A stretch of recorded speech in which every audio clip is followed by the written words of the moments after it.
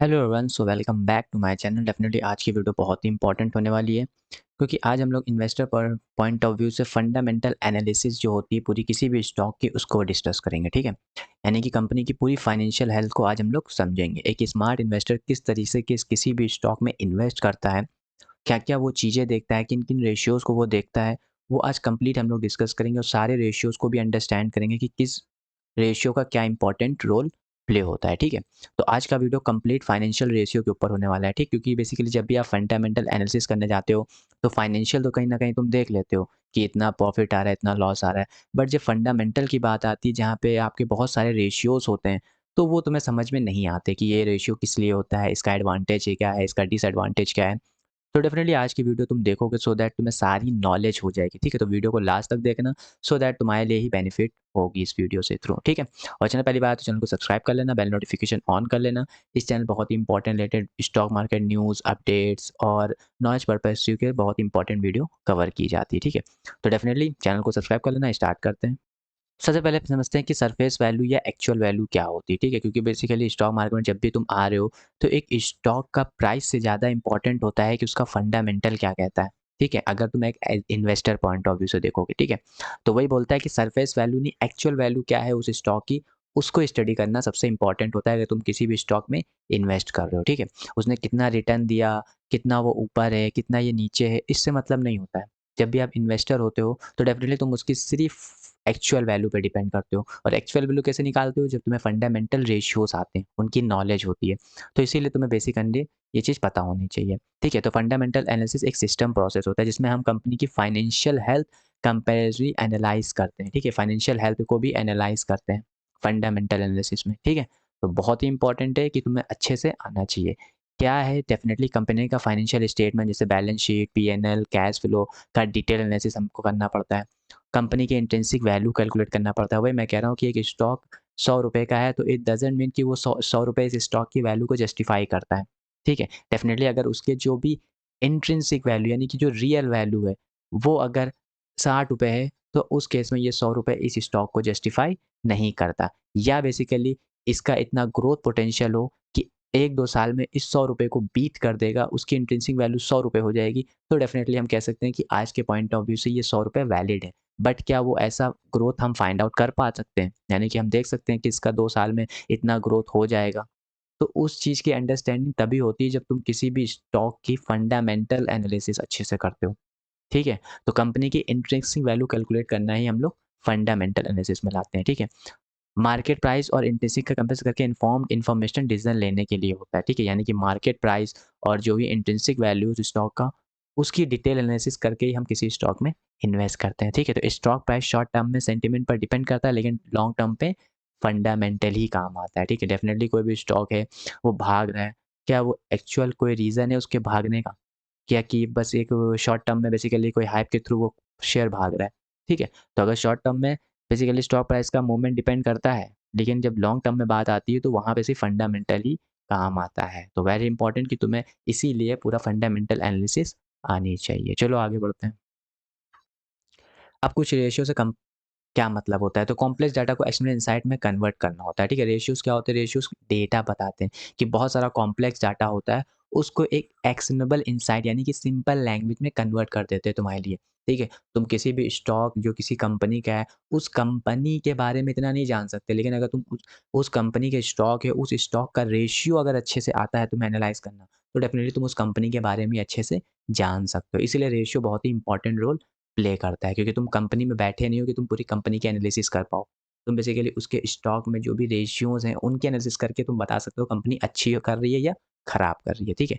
तो financial data को meaningful benchmark में कन्वर्ट करता है। वही मैं कह रहा हूँ कि रेशियो बेसिकली एक फाइनेंशियल डाटा को जो भी आता है या जो भी है, उसको एक मीनिंगफुल उसको एक मतलब प्रोवाइड करता है रेशियो।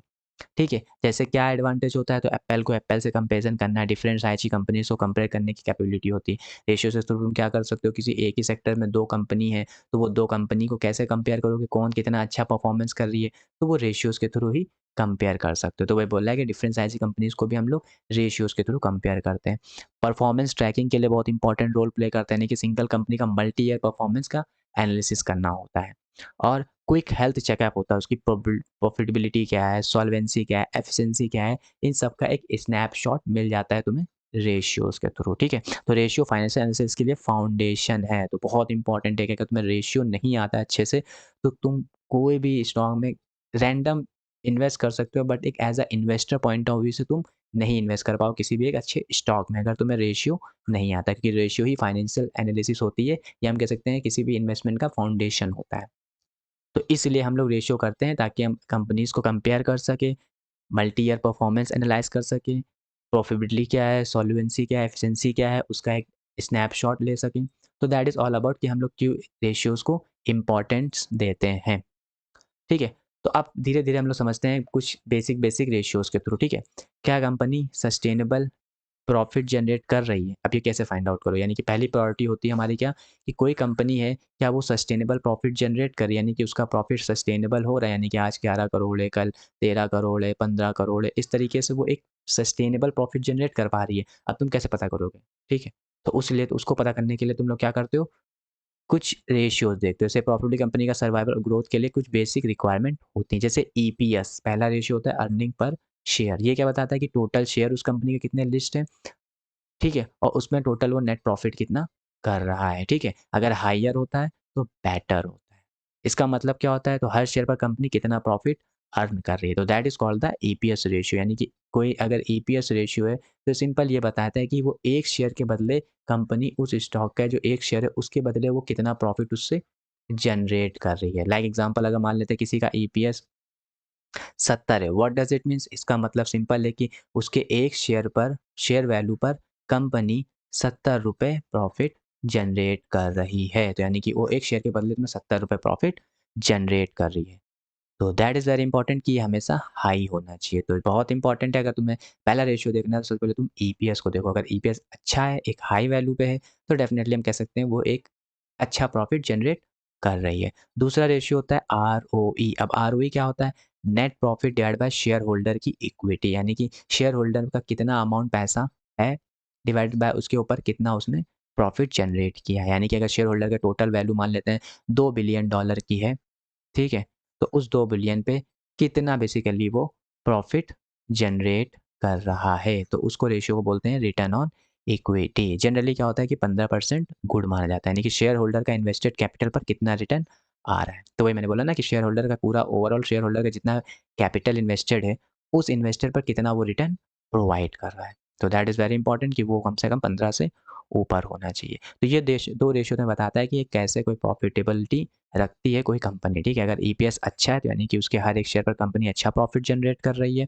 अगर आरओई बढ़िया है, 15 से ऊपर है, तो डेफिनिटली बेसिकली एक हम क्या कह सकते हैं कि शेयर होल्डर कैपिटल पे अच्छा रिटर्न प्रोवाइड कर रही है कंपनी। तो सबसे इम्पोर्टेंट है कि ईपीएस हाई होना चाहिए और आरओई एक 15 से ऊपर होना चाहिए।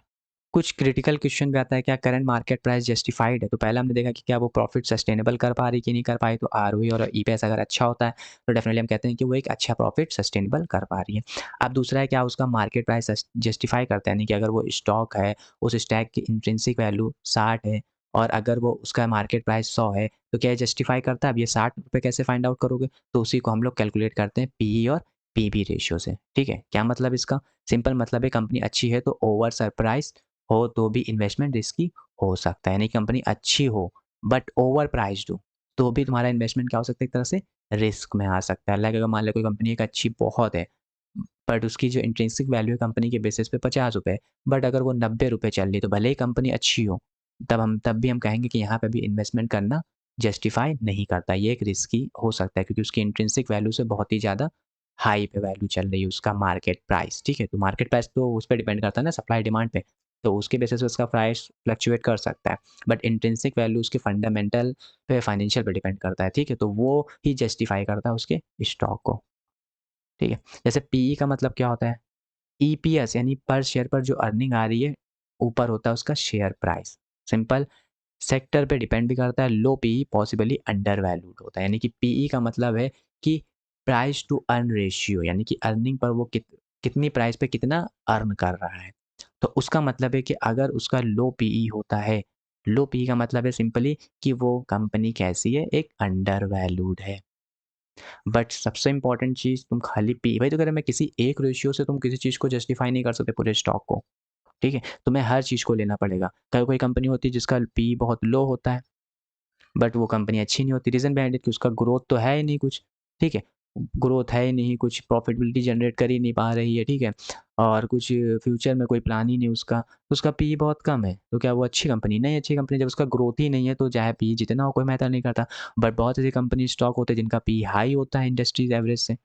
इसका मतलब क्या होता है? इसका मतलब क्या वो ओवर वैल्यूड है? अभी हो सकती है बट क्या है? क्योंकि वो कंपनी अच्छी है, उनका फ्यूचर में बिज़नेस मॉडल उनको ले जाना है आगे मतलब उनका ग्रोथ अच्छा है, तो ये हाई पीई भी कभी-कभी जस्टिफ़ाई करते हैं। लेकिन वो कंपेयर करते हैं कि और भी सारे रेशियो सपोर्ट कर रहे हैं इस पीयू को कि नहीं कर रहे हैं। तो अगर लो पीई है और सारे रेशियो सपोर्ट कर रहे हैं, कंपनी अच्छी है, तो जस्टिफ़ाई करती है कि अभी ये अंडर वैल्यूड इसमें तुम इन्वेस्ट कर सकते हो। बट अगर हाई पीई है लेकिन और सारे रेशियोज़ जो हैं फाइनेंशियल वो सब सपोर्ट नहीं कर रहे हैं उस कंपनी को, तो डेफ़िनेटली अगर ये पी इसका कम भी है, तो भी किसी काम का नहीं है। ठीक है? तो मार्केट कंपनी की अर्निंग पर कितना मल्टीपल दे रहा है, तो प्राइस टू अर्निंग रेशियो का मतलब यही होता है कि मार्केट कंपनी के अर्निंग का कितना मल्टीपल दे रहा है, यानी कि कंपनी कितना अर्न कर रही है, उसके बेसिस पे कितना तुमको मिल रहा है उसका। और दूसरा होता है पीबी रेशियो यानी प्रॉस टू बुक रेशियो यानी कि बुक वैल्यू पर शेयर डिवाइड और शेयर प्राइस होता है यानी कि लगभग पॉसिबिलिटी है कि 1 से कम होना चाहिए।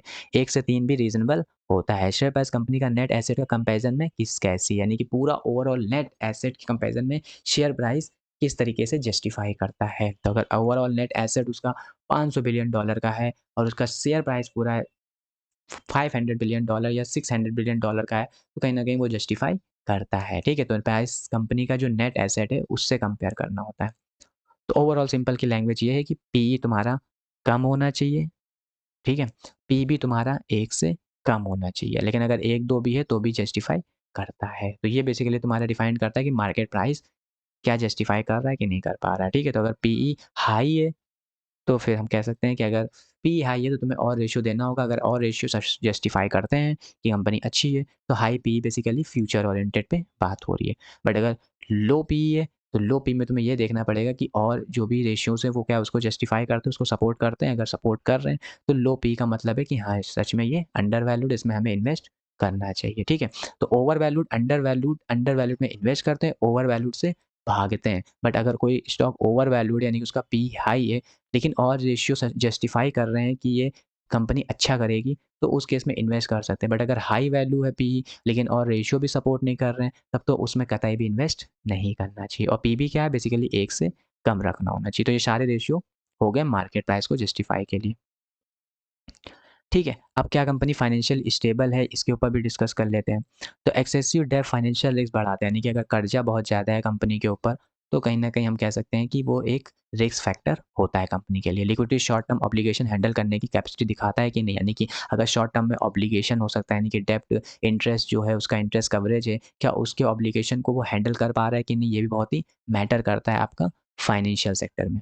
लाइक डेब्ट टू इक्विटी रेशियो, ठीक है? टोटल डेब्ट डिवाइड बाय शेयर होल्डर की इक्विटी, यानी कि शेयर होल्डर का कितना अमाउंट है, उसके ऊपर कितना उसने डेब्ट कर्जा ले रखा है, ठीक है? यानी कि अगर शेयर होल्डर की इक्विटी का $500 बिलियन है, लेकिन अगर उसने कर्ज ले रखा है $600 बिलियन का, तो ये जस्टिफाई नहीं करता उस स्टॉक का, ठीक है? तो जनरली सेफ साइड क्या होता है, अगर डेब्ट टू इक्विटी 1 से कम हो तो अच्छा माना जाता है, यानी कंपनी ने कितना डेब्ट लिया है इक्विटी के कंपैरिज़न में, यानी कि इक्विटी वैल्यू के कंपैरिज़न में कितना उसने डेब्ट उठाया है, तो उसको हम लोग डेब्ट टू इक्विटी रेशियो बोलते हैं। जनरली अगर 1 से कम होगा यानी कि बेटर है, यानी कि कंपनी की वैल्यू इक्विटी की वैल्यू ज़्यादा है और डेब्ट उसने कम उठाया है। बट अगर 1 से ज़्यादा यानी कि कंपनी की इक्विटी वैल्यू कम है और डेब्ट उसके ऊपर बहुत ज़्यादा है। तो जनरली डेब्ट टू इक्विटी रेशियो 1 से कम होना चाहिए। सो नाउ बात कर लेते हैं करंट रेशियो, ठीक है? डिवाइड बाय जो होता है current asset by divide by current liabilities, ये जनरली 1.5 से 2 के बीच में होता है, तो उसको हेल्दी मानते हैं, ठीक है? क्या कंपनी अपने शॉर्ट टर्म ऑब्लिगेशन कंप्लीटली पे कर सकती है? यानी कि अगर जो भी कोई कंपनी के मान लो कर्जा ले रखा है, तो क्या उसके पास इतना एसेट पड़ा हुआ है कि वो कर्जे को जो भी एप्लीकेशन हो रहा है, उसको कंफर्टेबली पे कर पाए, या इंटरेस्ट कवरेज जो भी उसके कर्ज के ऊपर बन रहा है, क्या वो ईज़िली पे कर पाएगा वो इंटरेस्ट को? तो उसके बेसिस पे हम लोग करंट रेशियो भी चेक करते हैं। तो that is all about the financial stability. डेब्ट टू इक्विटी रेशियो 1 से कम रखो, तो अच्छी कंपनी है। करंट रेशियो भी 1.5-2 के बीच में होना चाहिए। डेब्ट टू इक्विटी का मतलब क्या है कि इक्विटी के कंपैरिज़न में कितना कर्जा उठा रखा है कंपनी ने। करंट रेशियो का मतलब है कि जो भी उसके पास कितना एसेट है जिसके रिस्पेक्ट में अगर कल मान लेते हैं कि अगर हम कह सकते हैं कि अगर किसी ने ऑब्लिगेशन कर दिया कि तुमने मेरा इतना डेब्ट लिया मुझे वापस करो या ये मेरा पर साल का इंटरेस्ट है इसको लौटाओ, तो क्या कंपनी के पास वो कैपेबिलिटी है कि उसके डेब्ट को ईज़िली वो लौटा सकती है? तो वो करंट रेशियो बताता है। अगर 1.5 से 2 है तो यानी कि अच्छा है, अगर इससे ज़्यादा है तो हम कह सकते हैं कि वो कंपनी के ऊपर इतना ज़्यादा ऑब्लिगेशन है एज़ कंपेयर देन उसकी ओवरऑल वैल्यू कंपनी की। तो डेब्ट टू इक्विटी और करंट रेशियो की आइडियल रेंज ये है बहुत इंपॉर्टेंट। कुछ और देख लेते हैं लाइक ऑपरेशनल एक्सीलेंस, क्या कंपनी रिसोर्स एफिशिएंटली यूज़ कर रही है कि नहीं कर रही है, यानी कि उसके पास जो भी रिसोर्सेज हैं उसको एफिशिएंटली यूज़ कर पा रही है कि नहीं कर पा रही, उसका देखते हैं। तो एफिशिएंसी रेशियो ऑपरेशनल परफॉर्मेंस को मेजर करता है, यानी कि जो भी एफिशिएंसी रेशियोज होते हैं उससे पता चलता है कि ओवरऑल कंपनी का परफॉर्मेंस कैसा है, ठीक है। सबसे पहला होता है एसेट टर्न ओवर रेशियो, यानी कि net cell divide by total asset, यानी कि टोटल एसेट उसके पास कितना है डिवाइड बाय नेट सेल उसने कितना किया डिवाइड बाय उसके पास टोटल एसेट कितना है, तो वो बताता है asset turnover ratio. Generally higher होता है तो यानी कि बेटर होता है, यानी कंपनी अपने टोटल एसेट कितना एफिशिएंटली रेवेन्यू जनरेट कर पा रही है। तो अगर एसेट टर्न रेशियो का मतलब होता है कि जो भी कंपनी का टोटल एसेट है उसके कंपैरिजन में वो कितना रेवेन्यू जनरेट कर पा रहा है। अगर उसका टोटल एसेट का मान लेते हैं $1 बिलियन की है, ठीक है, और उससे रेवेन्यू अगर वो जनरेट कर रहा है 20 करोड़, ठीक है, मान लेते हैं 20 करोड़, क्योंकि 100 करोड़ को 1 बिलियन कहते हैं ना, मान लेते हैं 1 बिलियन रुपीज़ में, तो अगर 1 बिलियन रुपीज़ उसका कंपनी की वैल्यू है और उसमें वो 20 करोड़ है, यानी कि उसका एसेट टर्न रेशियो कितना है 20%, जो कि अच्छा है। इसका मतलब कंपनी की जो वैल्यू उससे ज़्यादा वो रेवेन्यू जनरेट कर पा रही है, तो जितना ज़्यादा हायर होगा उतना अच्छा होगा, यानी कि उतना ज़्यादा वो अपने एसेट से एफिशिएंटली यूटिलाइज़ कर पा रही है रेवेन्यू जनरेट करने के लिए। दूसरा होता है इन्वेंटरी टर्नओवर रेशियो, यानी कि कितना गुड सोल्ड हुआ डिवाइडेड बाय उसका एवरेज इन्वेंशन कितना है। हायर होता है तो बेटर माना जाता है, यानी इन्वेंट्री कितनी क्विकली सेल होती है, slow turnover indicate poor sales, ठीक है, यानी कि कितनी जल्दी वो सेल करता है, ठीक है, जो भी उसका प्रोडक्ट बनता है वो कितनी जल्दी वो क्विकली सेल होता है, वो बताता है इन्वेंट्री टर्नओवर। अगर स्लो टर्नओवर है तो यानी कि हम कह सकते हैं एक पुअर सेल्स को रिप्रेजेंट करता है, ठीक है। तो that is all about the operational efficiency. Asset turnover ratio higher होना चाहिए, यानी कि कंपनी अपने एसेट से ज़्यादा रेवेन्यू जनरेट कर रहा है। इन्वेंट्री टर्नओवर बताता है कि कितनी जल्दी वो कोई भी प्रोडक्ट को सेल कर पा रही है, तो अगर हायर है तो यानी कि वो जल्दी उसके प्रोडक्ट सेल हो जा रहा है, यानी कि कंपनी अच्छी है। तो that is all about the operational excellence basis, ठीक है। अब कुछ हम लोग देख लेते हैं सिंगल रेशो से कभी डिसीज़न मत लो। वही मैं कह रहा हूँ कि खाली ये ना देखो कि अगर पीई लो है तो यानी कंपनी अच्छी है। और सारे रेशियोज़ को भी देखो, क्या और सारे रेशियो उस कंपनी को, उस स्टॉक को जस्टिफ़ाई कर रहे हैं कि वो अच्छी कंपनी है। तो उस केस में अगर पीई नीचे है तो सही है। अगर मान लेते हैं सारे रेशियोज़ उस कंपनी को जस्टिफ़ाई नहीं कर रहे हैं कि ये कंपनी अच्छी नहीं है, बट उस केस में पीई कम है, तब भी हम कह सकते हैं कि ये स्टॉक अच्छा नहीं है। रीज़न क्योंकि पीई कम तो है, ठीक है, अंडर वैल्यूड है, बट सारे और रेशियोज़ को जस्टिफ़ाई नहीं कर रहे, वो कंपनी अच्छी है। तो जब कंपनी नहीं अच्छी है तो पीई लो हो या हाई हमसे कोई मतलब है ही नहीं। तो वही कह रहा है कि सिंगल रेशियो से कभी डिसीज़न मत लो। ओवरऑल जितने रेशियो हैं उनको कंबाइन करके तुम्हें डिसीज़न लेना पड़ता है। तो comprehensive analysis multiple ratio combine करके एनालिसिस होती है। वही मैं कह रहा हूँ किसी एक रेशियो को तुम चीज़ें नहीं जस्टिफ़ाई कर सकते। लाइक थोड़ा एग्ज़ाम्पल देखते हैं। तो देखो एक एग्ज़ाम्पल के थ्रू यहाँ लेते हैं, कंपनी ए है, कंपनी बी है। इसका पी रेशियो 5 है, इसका पी रेशियो 25 है। ठीक है? इसका आरओई 5 है, इसका आरओई 25 है। इसका डेब्ट बहुत हाई है, ये डेब्ट फ्री यानी कर्ज फ्री है। इसकी ग्रोथ नेगेटिव यानी कि ग्रोथ ही नहीं हो रही, उल्टा और नेगेटिव में जा रही। इसकी ग्रोथ स्ट्रॉन्ग है। तो अब यहाँ पे क्या दिख रहा है कि चलो पी ये 5 है यानी कि ये चीप है, सस्ता है स्टॉक। दूसरी तरफ पी जो है वो 25 है यानी कि महँगा है स्टॉक। तो देखने में तो लग रहा है कि ये सस्ता है, चलो इसको बाय कर लेते हैं। लेकिन और सारे रेशियो को तो देखो, रिटर्न ऑन इक्विटी ये देखो 25 है, कितना बढ़िया रिटर्न ऑन इक्विटी है। डेब्ट इसके ऊपर है, इसके ऊपर है ही नहीं। इसकी ग्रोथ नेगेटिव, इसकी ग्रोथ स्ट्रॉन्ग है। तो ये सारे रेशियो क्या हो रहे हैं, इसको सपोर्ट कर रहे हैं। तो उस केस में अगर पीई थोड़ा हाई भी है, तो भी ये कंपनी अच्छी है। लेकिन यहाँ पे देखो जो पीई है वो तो चीप है, लेकिन और सारे रेशियो जो हैं एज़ कंपेयर देन इसको जस्टिफाई नहीं कर रहे हैं। ठीक है? तो वही कह रहा है कि सिंगल रेशियो पे डिपेंड ना करो, तुम्हें मल्टीपल रेशियोज़ की एनालिसिस कंपैरिज़न करना होगा। उस केस में तुम एक बेटर स्टॉक को सेलेक्ट कर पाओगे। ठीक है? तो खाली पीई देखोगे तो कहेगा कि ए अच्छा है, लेकिन पूरा ओवरऑल कंपेयर करोगे तो कहोगे कंपनी बी अच्छी है, ठीक है? तो कंक्लूज़न में क्या लिख रहा है कि बी में इन्वेस्टमेंट करना बेटर ऑप्शन है। भले उसका पीई हाई है लेकिन और सारे रेशियो जस्टिफाई कर रहे हैं कि कंपनी एक अच्छा ग्रोथ फ्यूचर में दिखा सकती है। तो होलिस्टिक व्यू ज़रूरी है। तो दैट इज़ ऑल अबाउट कि हमें कंपैरिज़न पूरा ओवरऑल करना होता है, ना किसी किसी एक स्टॉक को, एक रेशियो को लेके। कुछ और इंपॉर्टेंट है, कंटेक्स्ट मैटर करता है। Always compare with the industry peer, यानी कि इंडस्ट्री के पीयर से भी कंपेयर करा करो। हर इंडस्ट्री का डिफरेंट कैपिटल स्ट्रक्चर होता है, ग्रोथ प्रॉस्पेक्ट होता है, प्रॉफिट मार्जिन होता है, ठीक है। तो यानी कि हर इंडस्ट्री का अलग अलग होता है, उसका अलग अलग पूरा ओवरऑल हम कह सकते हैं पूरा अलग कॉन्टेक्स्ट होता है उसका। कैपिटल में फ़र्क आ सकता है, स्ट्रक्चर में हो सकता है, ग्रोथ में फ़र्क आ सकता है, प्रॉफिट मार्जिन में फ़र्क आ सकता है। तो इट इज़ वेरी इंपॉर्टेंट कि तुम किसी भी इंडस्ट्री को कंपेयर कर रहे हो तो उसके स्टॉक को उसी स्टॉक से कंपेयर करो। ये नहीं कि तुमने एक सेक्टर उठाया बैंकिंग का, एक सेक्टर उठाया आईटी स्टॉक का, यानी कि एक स्टॉक बैंकिंग सेक्टर का, एक आईटी सेक्टर का स्टॉक। तो अब तुम आईटी सेक्टर के स्टॉक को बैंकिंग सेक्टर के स्टॉक से कंपेयर करोगे तो वो जस्टिफाई नहीं करता है। अगर तुम्हें बैंकिंग में ही कंपेयर करना है तो किसी 2 स्टॉक को कंपेयर करो जो दोनों बैंकिंग सेक्टर से हो। ये मैं कहना चाह रहा हूँ, ये नहीं कि एक आईटी सेक्टर का स्टॉक उठाया, एक बैंकिंग सेक्टर का स्टॉक उठाया, तुम कंपेयर कर रहे हो। तो ये जस्टिफाई नहीं करेगा क्योंकि दोनों सेक्टर के रेशियो, ग्रोथ प्रॉस्पेक्ट और कैपिटल स्ट्रक्चर, प्रॉफिट मार्जिन सब कुछ अलग होता है। तो आईटी सर्विस का जनरली पीई कितना होता है? 25-30 होता है, हायर ग्रोथ एक्सपेक्टेशन के कारण, यानी कि यहाँ पे पता होता है कि ग्रोथ इसकी अच्छी होगी, इसलिए इसका पीई 25-30 होता है।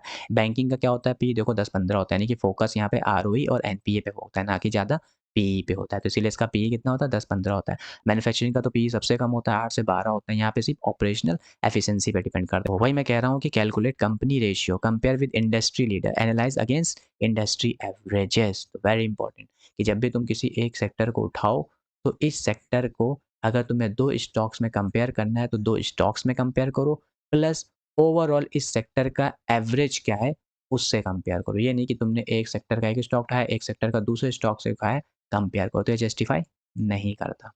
ठीक है? तो जनरली बता दिया कि इसका हाई होता है लेकिन तब भी क्योंकि इसका फ्यूचर ग्रोथ एक्सपेक्टेशन होती है ना, इसलिए इसका पी हाई होता है, लेकिन बैंकिंग का थोड़ा कम होता है, मैन्युफैक्चरिंग का थोड़ा और कम होता है। यहाँ पे अलग-अलग, देखो यहाँ पे हायर ग्रोथ एक्सपेक्टेशन होती है, यहाँ पे आरओई, एनपीए पे फोकस होता है, यहाँ पे ऑपरेशनल एफिशिएंसी पे फोकस होता है।